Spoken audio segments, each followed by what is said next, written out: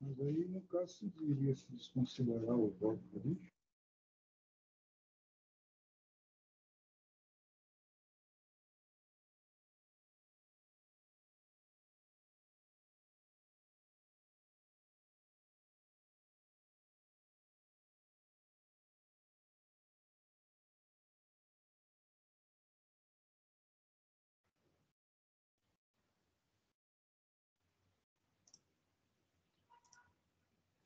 Pois não, desembargador André. O senhor me ouve? Ele entrou aqui, mas... Desembargador André? Vou. Presidente. Ele está travado?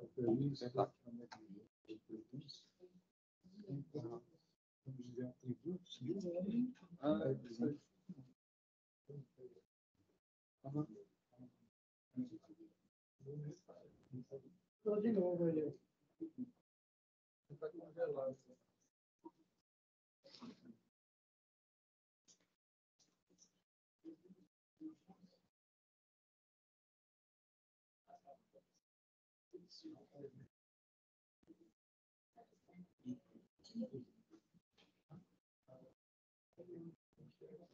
Acho que não vai não.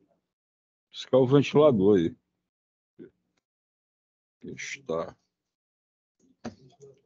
Nada? Ele caiu de novo. Saiu, né? Mandei a mensagem.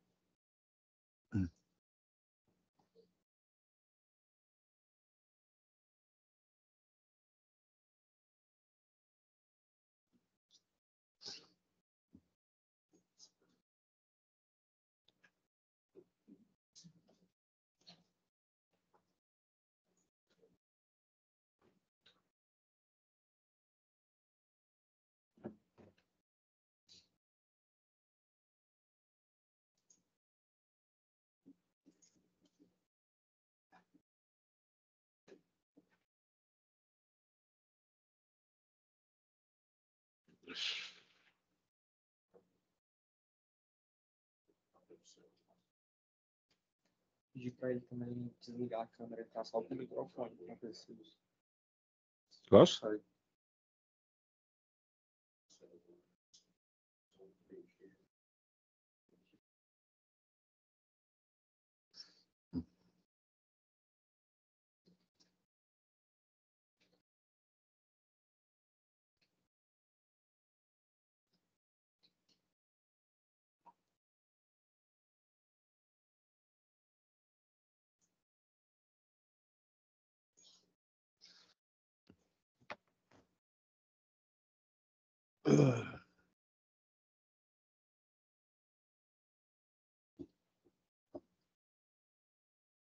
Vai tentar entrar pelo celular.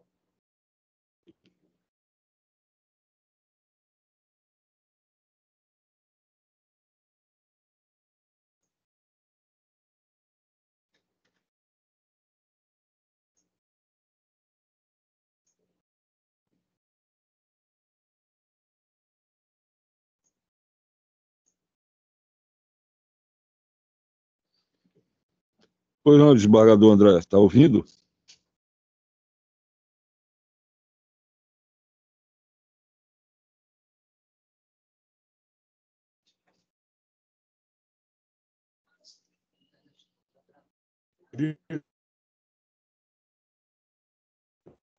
Deu Ainda. certo agora.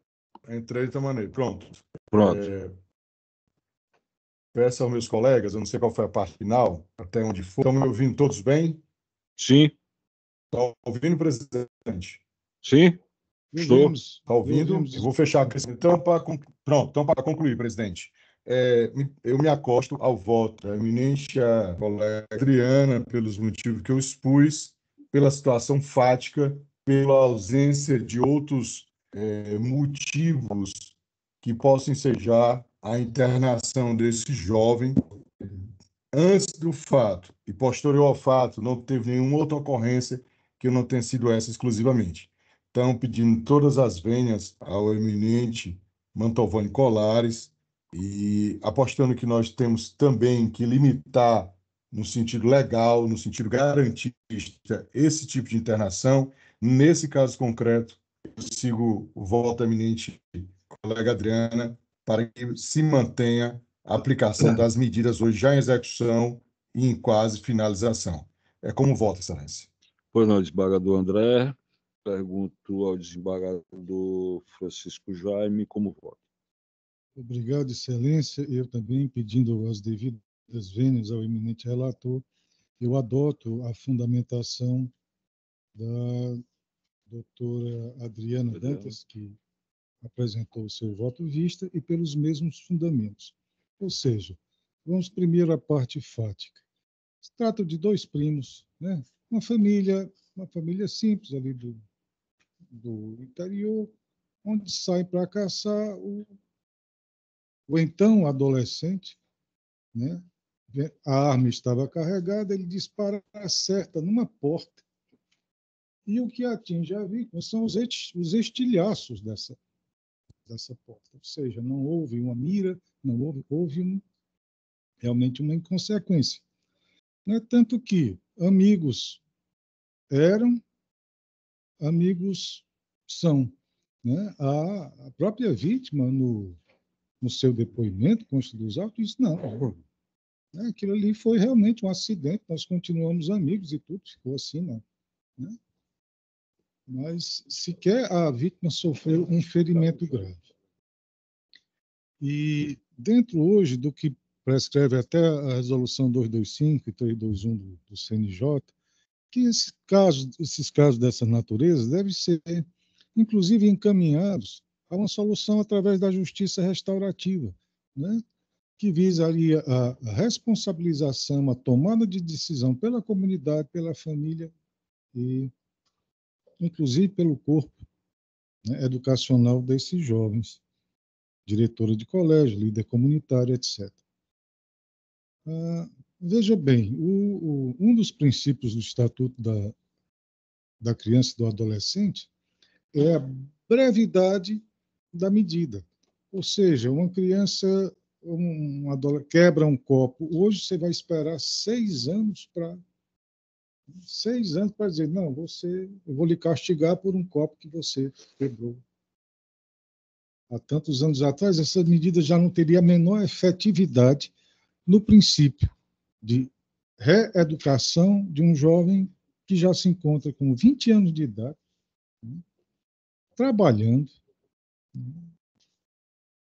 inclusive continuando os vínculos familiares e de amizade com a vítima. São aspectos fáticos. Se disse aqui, né, que um dos fundamentos de um voto, não se recorda, Vossa Excelência, que houve o dolo eventual. Nós não estamos tratando de um crime, nós estamos tratando de um ato infracional cujos princípios são estabelecidos pelo ECA e não pelo Código Penal. Se eu analiso o dolo, né, que seria mais grave do que a culpa, e a culpabilidade ela não pode ser observada em atos infracionais, porque quais são os 3 vetores da culpabilidade? É a imperícia, a imprudência e a negligência. Ou seja, 3 características de um jovem, de um adolescente, todos nós o fomos. Eu não posso exigir de um adolescente que ele seja perito em algo, né? Eu não posso exigir, dentro do seu aspecto de pessoa em formação, que ele seja prudente, né? Que ele não seja negligente, que ele não seja imprudente, que ele não seja imperito. Logo, se eu não posso me valer da culpabilidade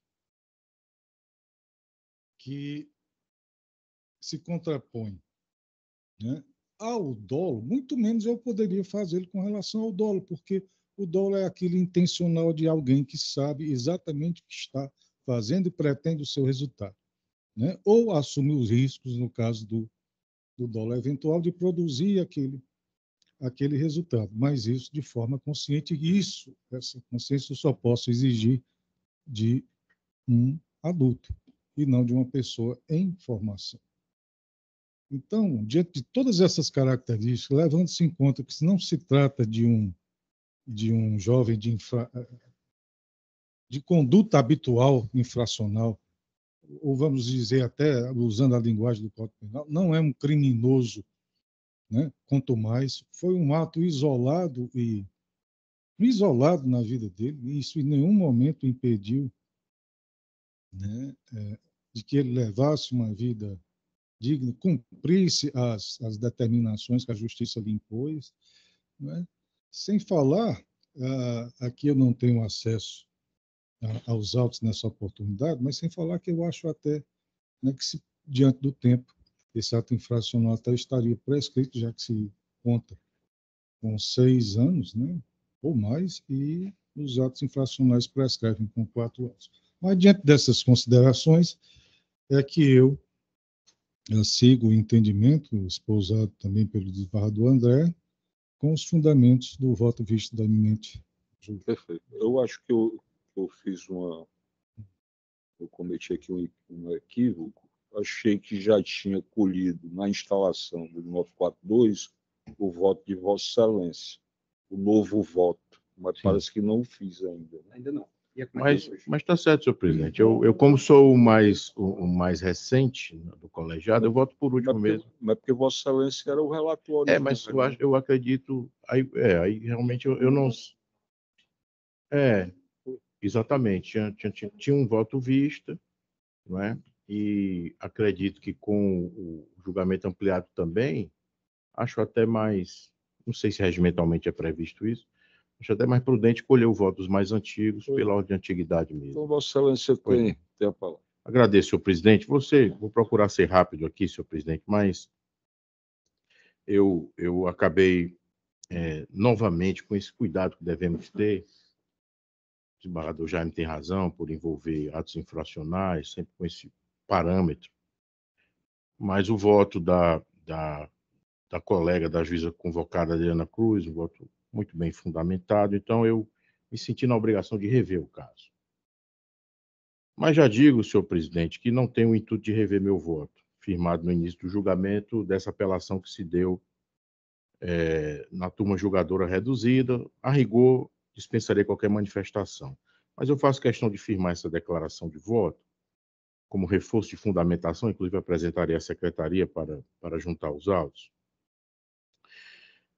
Porque minhas conclusões como relator na proposta de ementa, vou me permitir aqui fazer a leitura, porque ela demonstra bem a situação fática, que é fundamental em se tratando de atos infracionais que chegaríamos numa proximidade, embora não se possa efetivamente afirmar que é crime, como o desembargador Jaime falou, mas há um parâmetro de uma certa analogia com o processo penal, né? Onde os fatos são extremamente relevantes e decisivos.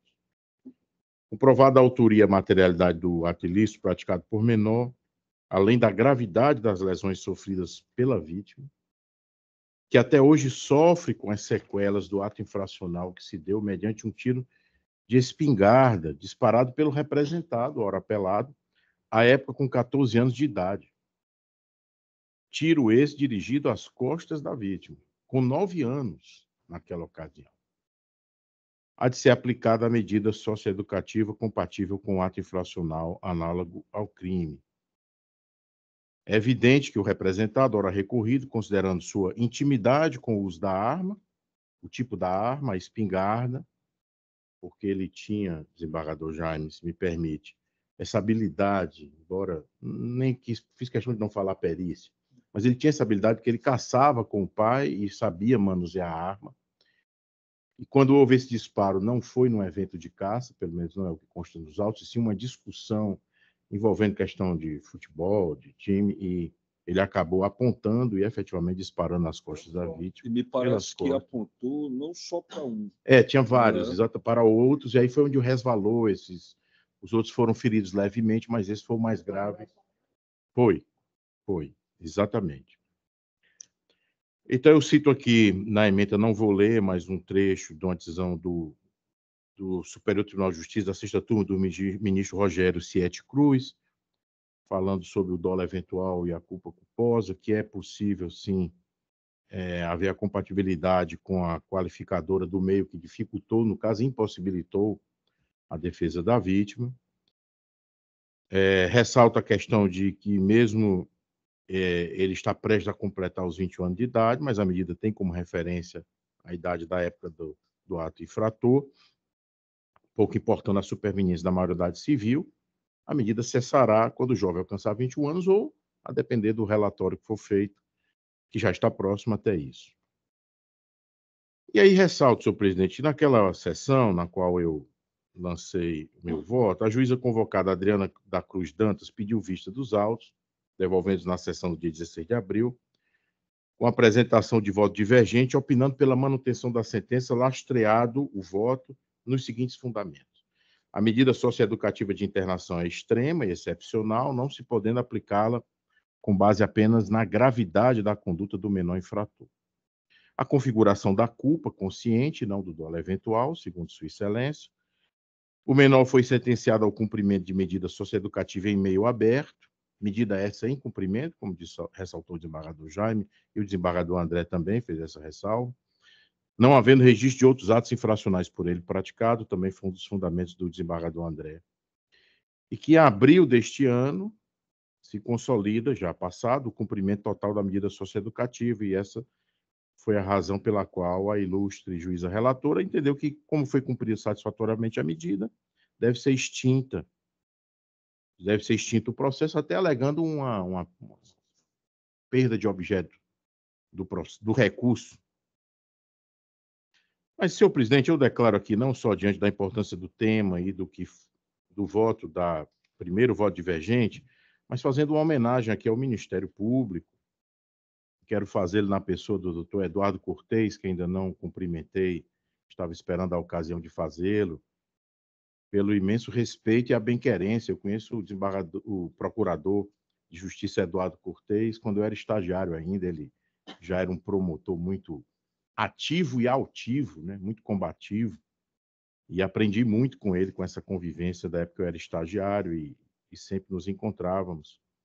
E fico muito honrado em sabê-lo aqui integrando a 4ª Câmara do Ministério Público. Mas foi uma observação da Procuradora de Justiça Luzanira Maria Formiga, feita no último dia 30 de abril, e aqui destacado também pelo desembargador Jaime, de uma possível incidência de prescrição. E também isso me fez rever o processo com a devida cautela para verificar se isso ocorreu. E verifico, senhor presidente, que a prescrição penal, aí cito aqui a súmula 338 do Superior Tribunal de Justiça, ao dizer que a prescrição penal é aplicável nas medidas socioeducativas, com a aplicação das regras do Código Penal. Esse entendimento também foi referido pelo STJ no agravo regimental no HC 386708, aplicando o benefício da redução de metade do prazo prescricional em relação ao menor de 21 anos. Isso já era um entendimento até firmado anteriormente pelo Supremo Tribunal Federal, no julgamento do ministro Celso de Mello, como relator, no HC 107.200. A sentença recorrida é de 6 de fevereiro de 2023, devendo tal ato ser considerado como causa interruptiva da prescrição, aplicando-se por analogia o artigo 117.4 do Código Penal. Ora, a medida ali imposta foi a de prestação de serviço à comunidade por 3 meses. Todavia, como não se trata de sentença transitada em julgado, ao contrário, está pendente de julgamento o recurso de apelação por esta Câmara, há de se considerar a pena em abstrato de tal sanção, máximo de 6 meses, artigo 177 do Estatuto da Criança e do Adolescente, de modo que a prescrição ocorreria, em princípio, em 3 anos, nos termos do inciso 6º do artigo 109 do Código Penal, que dá o máximo da sanção inferior a 1 ano, aplicando-se, porém, o fator de redução do artigo 115 do Código Penal, de modo que a prescrição se consolida em 1 ano e 6 meses, tempo esse contado da sentença, fevereiro de 2023, a se consumar somente em agosto deste ano. Assim, a pretensão contida na representação feita pelo Ministério Público ainda não foi, a meu ver, alcançada pela prescrição. Com o término deste julgamento ampliado da apelação, dar-se-á nova causa interruptiva da prescrição, artigo 117, 4 do Código Penal, iniciando-se novo marco temporal para tal fenômeno, cujo tempo de verificação de quando poderá ocorrer a prescrição dependerá da sanção imposta no acordo, é dizer, se mantida a sanção da sentença ou se acolhida a que motivou a apelação do Ministério Público. Na hipótese de se aplicar a sanção de internação, o paradigma a ser utilizado deverá ser estipulado em julgamento da 6ª turma do Superior Tribunal de Justiça, que definiu diretrizes a respeito do cálculo do prazo prescricional da pretensão socioeducativa envolvendo internação, quando não se tem um termo final de internação, e, nesse caso, o período máximo a ser considerado é o de 3 anos, utilizando-se, por analogia, as regras do artigo 109 do Código Penal, conforme consta na decisão do agravo no recurso especial 1.920.059. Sob essa mesma perspectiva, qual seja a da possível manutenção da sentença, se assim entender a maioria do colegiado, não se pode falar em perda de objeto, uma vez que, a ser confirmada em 2º grau a sanção imposta pelo juízo recorrido, restará a verificação de cumprimento integral ou não da sanção. Caso tenha sido efetivamente cumprida por inteiro, o que ocorrerá será a extinção do processo pelo juízo da execução do cumprimento da sanção. Eis que integralmente cumprida a sentença de mérito, porventura mantida no final do julgamento da apelação, ora submetida à técnica do artigo 942 do Código de Processo Civil. E, no caso, se a maioria restar consolidada pela reforma da decisão, obviamente haverá de ser cumprida a sanção aqui estipulada. Ultrapassada tais matérias prejudiciais ao exame do mérito, que seria a prescrição e a perda do objeto, as quais eu entendo não estão presentes, reitero meu entendimento firmado como relator, no sentido de que, e aqui já estou perto de terminar, senhor presidente, não ignoro a relevante observação apontada no voto divergente e também feita pelo desembargador André e pelo desembargador Jaime,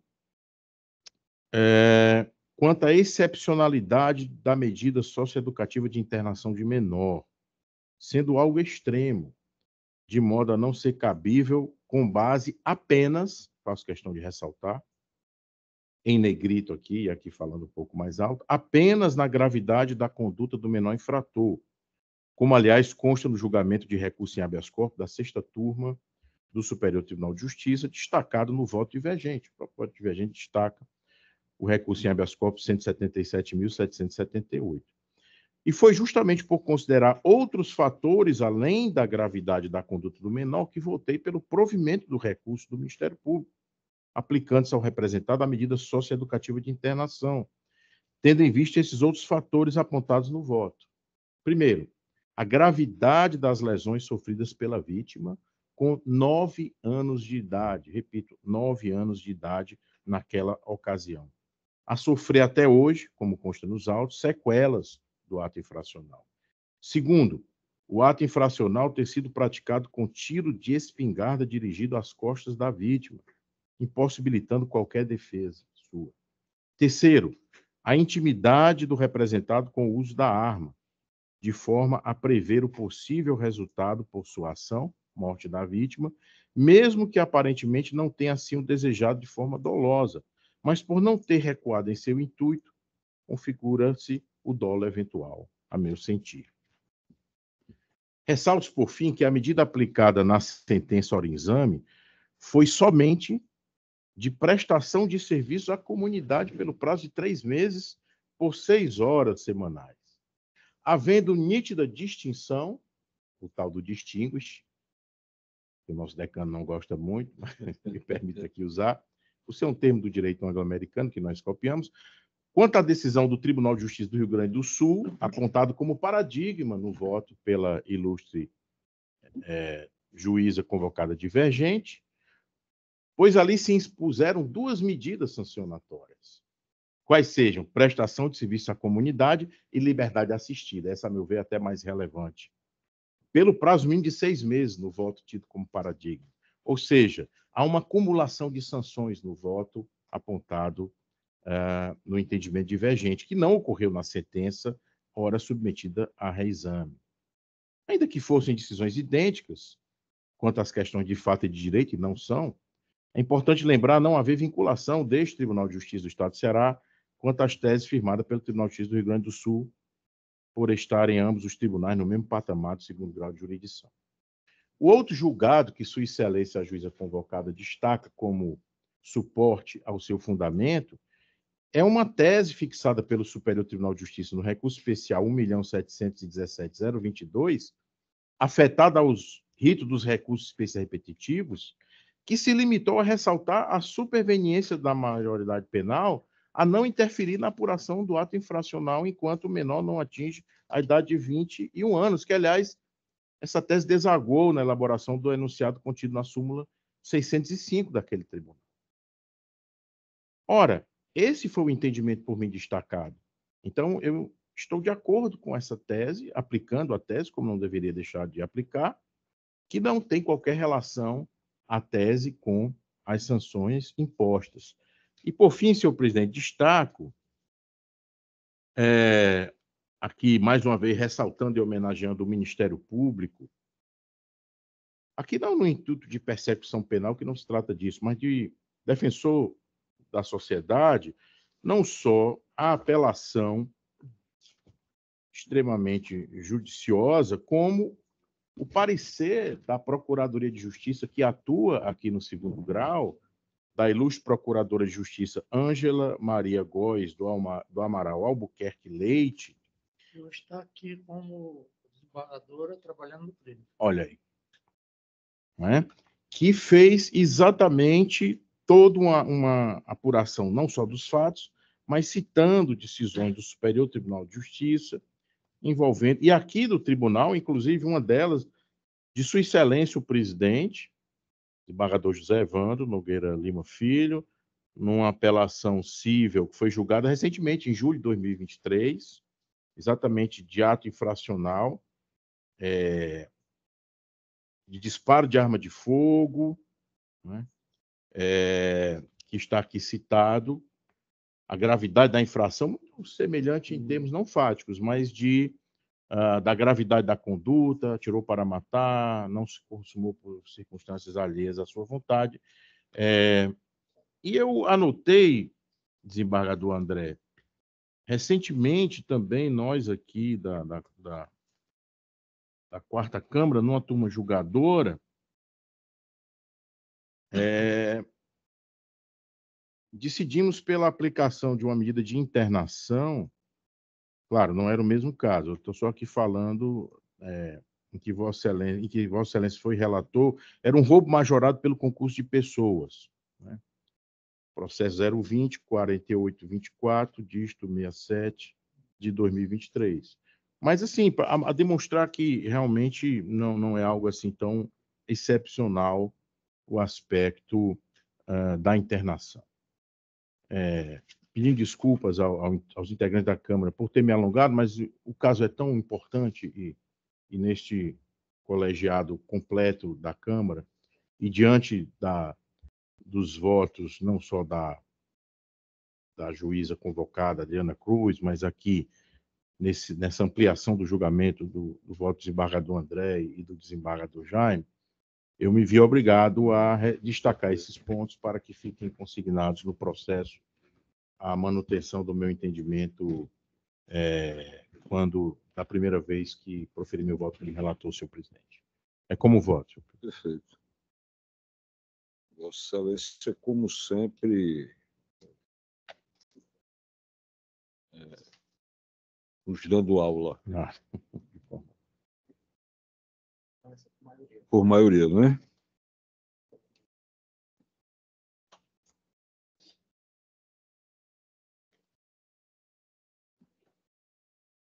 A Câmara, por sua maioria,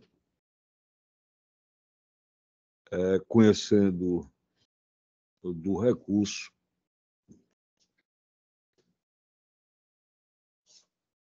deu-lhe provimento nos termos do bem lançado voto do eminente relator, já constante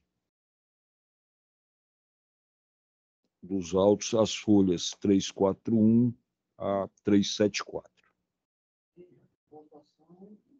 A maioria. É ampliado. Não, ficou já registrado. Ficou? Em votação em quórum ampliado. Julgamento com a técnica do artigo 942 do Código de Processo Civil. Meu voto. Eu vou também. Mais algum? Tem 2 votos vista pendentes.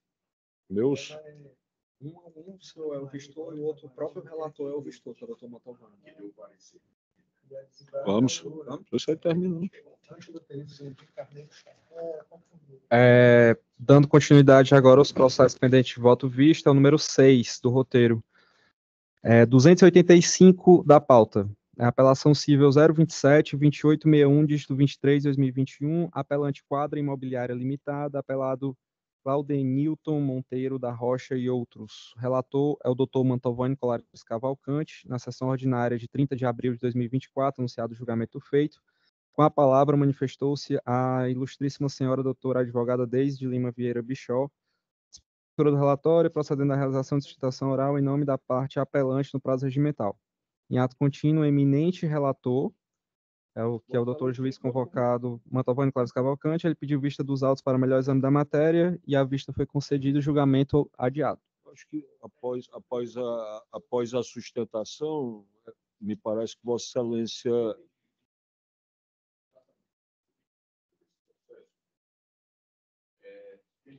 Exatamente diante da sustentação.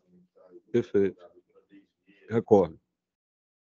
Ela tocou em 2 pontos que me levaram a retirar o de vista, né? Seria retirado nesse que o processo já tinha sido iniciado o julgamento. Eu pedi vista exatamente porque os imagens de declaração envolvem 3 pedidos, ela está com 2 pontos que eu preferi estudar. E me comprometo, senhor presidente, a trazer na próxima sessão. Perfeito. Porque eu já vi o outro terminando com o tempo, eu tenho atenção aí dos advogados sobre a imponderada sustentação oral, eu preciso de mais tempo para terminar esse outro ponto e trazer o bloco inteiro. Já me comprometo com Vossa Excelência a fazer a sessão do dia 14, que ainda estarei. Perfeito, senhor. Perfeito. Tem mais? Vamos lá. 287 da pauta, apelação civil 0205-174-63-2023, apelante Francisco Antônio Soares de Moraes, apelado Fundo de Investimento em Direitos Creditórios Multissegmentados, NPL Ipanema 6, não padronizado. Relator também é o Dr. Mantovani Colares Cavalcante, na sessão 16 de abril de 2024, anunciado o feito. Manifestou-se o do relator, proferindo seu voto no sentido de desconhecer e negar provimento ao recurso, ocasião esta em que for acompanhado integralmente, de forma antecipada, pelo eminente desembargador Francisco Bezerra Cavalcante. Na sequência, a nobre juíza convocada, a doutora Adriana da Cruz Antes, pediu vista dos autos para melhor exame da matéria, a vista foi concedida. Na sessão ordinária de 23 de abril, anunciado novamente o feito na sessão, manifestou-se a douta presidência do colegiado, determinando a evolução dos mesmos ao eminente relator nos termos regimentais, tendo em vista que a doutora Adriana, convocada, né, saiu da composição da 4ª Câmara. Na sequência, reapresentados os autos em mesa de julgamento, o excelentíssimo senhor relator juiz convocado, Mantovani Colares Cavalcante, e o nobre desembargador Francisco Bezerra Cavalcante, vogal, manifestaram-se novamente ratificando seus votos proferidos anteriormente, no sentido de desconhecer e negar provimento ao recurso. Em ato contínuo, o icto desembargador José Evandro Nogueira Lima Filho pediu vista dos autos para melhor exame da matéria. A vista foi concedida e o julgamento adiado. Eu já havia, inclusive, proferido voto antes da sessão para acompanhar o eminente relator como vota.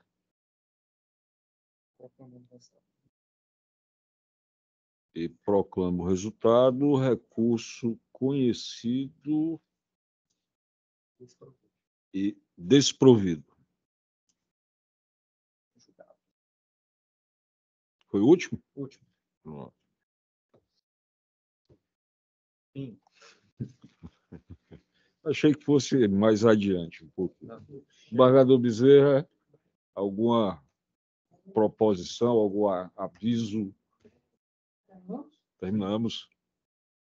Só queria dizer, presidente, que quinta-feira passada o desembargador presidente levou ao conhecimento da corte, né, de que a posse do novo desembargador seria dia 17 próximo. Perfeito. O novo desembargador deverá assumir a cadeira lá na terceira Câmara. E virá para cá, então, o nosso colega Djalma Sobreira, né? Isso. Teixeira. Djalma Teixeira. Djalma está de licença ainda, por 30 dias, salvo engano. Desembargador, para nossa felicidade, né? O desembargador Montalvani continua conosco, não sei até quando. Né?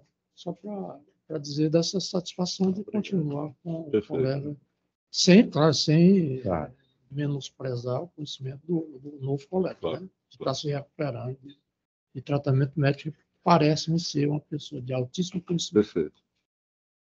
Eu faço minhas palavras de Vossa Excelência, mesmo porque sou amigo pessoal do desembargador Djalma Benavides, né? Tenho acompanhado esse padecer dele, que não é fácil, mas ele está se saindo muito bem, né? E é um prazer ter o desembargador Mantovani em mais algumas sessões aqui. Né? Muito ilustrativo vossa presença. Desembargador André, algum aviso, alguma proposição? Excelente. Só desejar uma boa tarde e uma boa semana a todos. Desembargador Jaime.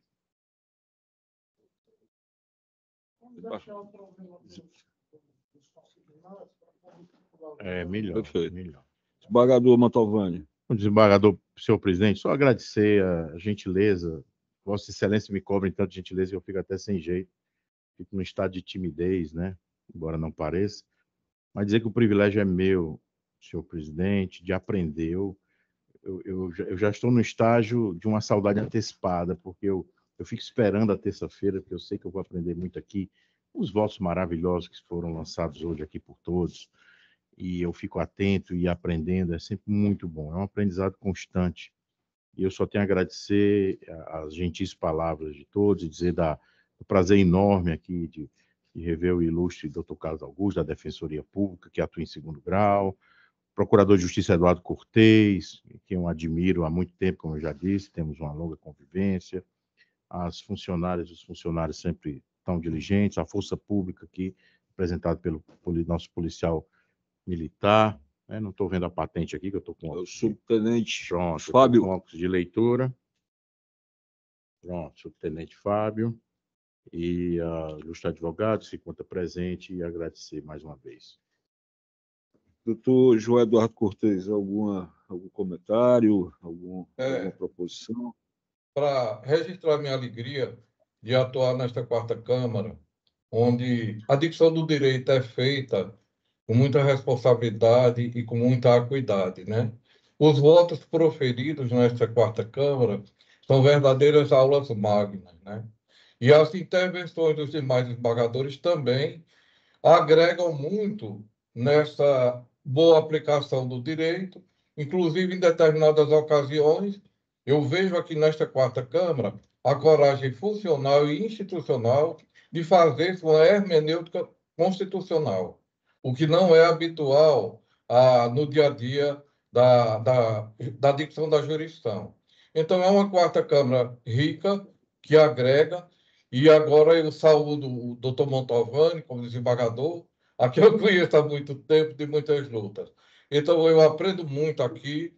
Eu acho que a vida judiciária do Estado do Ceará seria outra se não fosse essa quarta Câmara, com essa atuação tão rica, tão responsável e tão agregadora.